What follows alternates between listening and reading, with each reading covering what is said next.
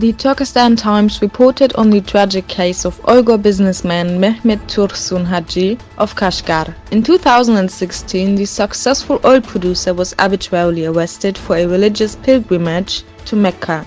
2 years later, Haji died of torture in one of the internment camps. The corpse was never transmitted to the family.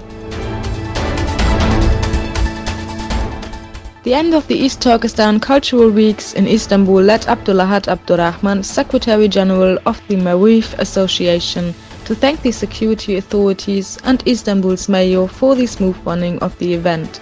In the capital of the Gaziantep province, a conference was held on the preservation of the language, culture and literature of East Turkestan, which also sought a critical examination of the current situation in East Turkestan.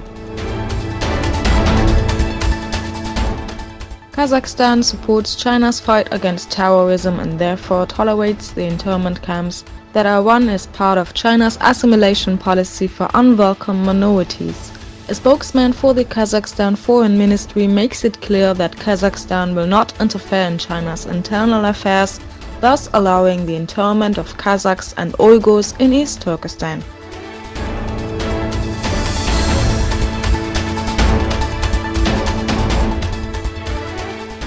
A Japanese F-35 fighter jet disappeared over the Pacific during a nightly training session.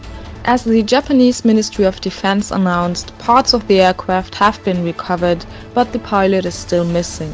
Temporarily, all flights of the F-35 type were discontinued. A worldwide network of radio telescopes has for the first time managed to capture a photo of the black hole. The historical picture shows the shadow of a black hole, and it was exhibited in Brussels. The US State Department received a delegation from the Uyghur World Congress to talk about the situation in East Turkestan. The meeting was attended by, among others, Sam Brownback, Trump's Religious Freedom Commissioner, and the president of the Uyghur World Congress, who gave a speech.